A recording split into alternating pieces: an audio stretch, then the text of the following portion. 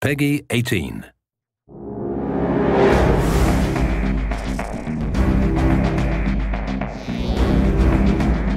Cerberus is probably the most tactically minded faction that you'll fight in multiplayer and in single player.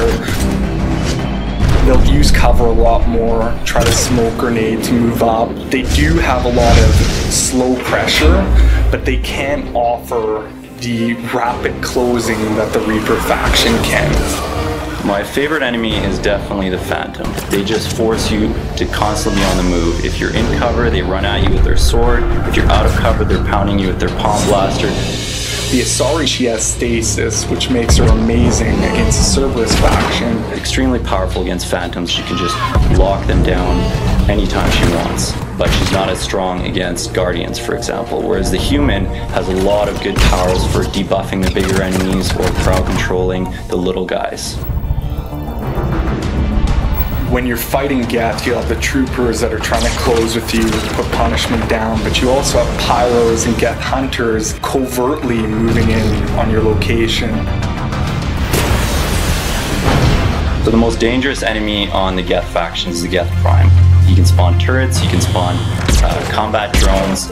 Anyone with sabotage will have a great advantage against the Geth faction because they can actually hack Geth platforms and get them to fight each other. My favorite unit in the Geth faction is a Geth Pyro. You can take him from range by shooting his tank and having it explode and take out a bunch of units around him.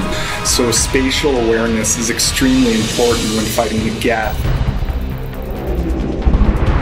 The Reapers in particular are probably our hardest faction right now, just because they're so aggressive. The Banshee, the Brood, the Ravager, they just come at you, and it's not like Cerberus where you can bunker down in an area and just take them out as they come. You really have to stay mobile. As a designer, I love to see enemies that are big, vicious, that get in your face and cause all kinds of problems. The most dangerous one is by far the Banshee. She can teleport at you, she can sync kill you instantly. You can definitely hear her screaming, so you'll know when she's coming. You just have to stay in constant communication. And no one should ever stay close to a Banshee. Even the Vanguards, you do not want to charge the Banshee. So you're going to have a lot of different challenges fighting the different factions in multiplayer and single player. So good luck.